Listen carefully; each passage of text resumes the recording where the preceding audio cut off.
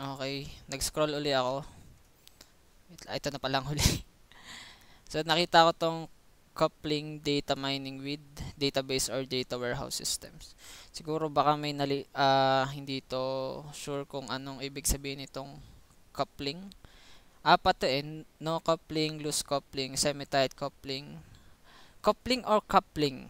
Basta coupling and tight coupling. Nung una hindi ko siya gets. Hanggang ngayon naman. Pero tingin ko ang pinaka-idea behind this ay coupling data mining with database or data warehouse system. Siguro kung gaano siya ka-integrate yung data mining process sa isang database or data warehouse. So for example, dito sa no coupling, coupling data mining. Kung hindi nyo pa siya gets, yun nga, sabi ko nga, hindi pa siya, dinedefine niya kung gaano naka-integrate yung data mining functions dun sa mismong database or data warehouse. Pag kuwari dito sa no coupling ay flat file processing not recommended. Ibig sabihin, yung data mo ay walang data mining functionality or yung system mo ay walang data mining functionality. For example, yung data mo ay nakasave sa isang text file sa notepad. So mahirap siyang gumawa ng or mag data mining. So yun na coupling.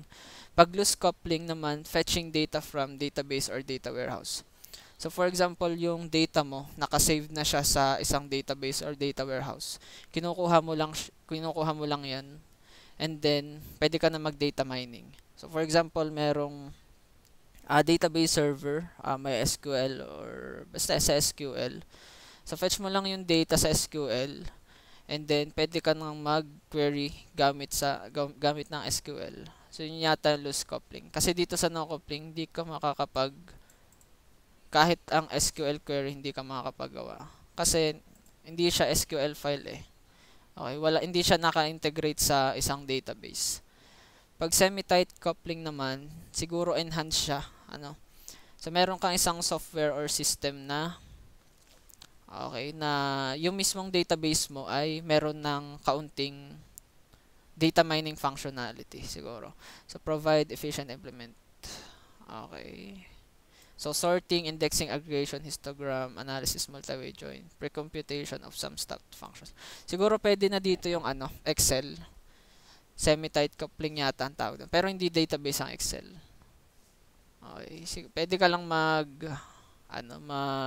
siguro data mining, data analysis sa Excel. And tight coupling, kasi meron din namang nakakagawa ka ng mga function na to sa Excel. Tapos may visualization pa.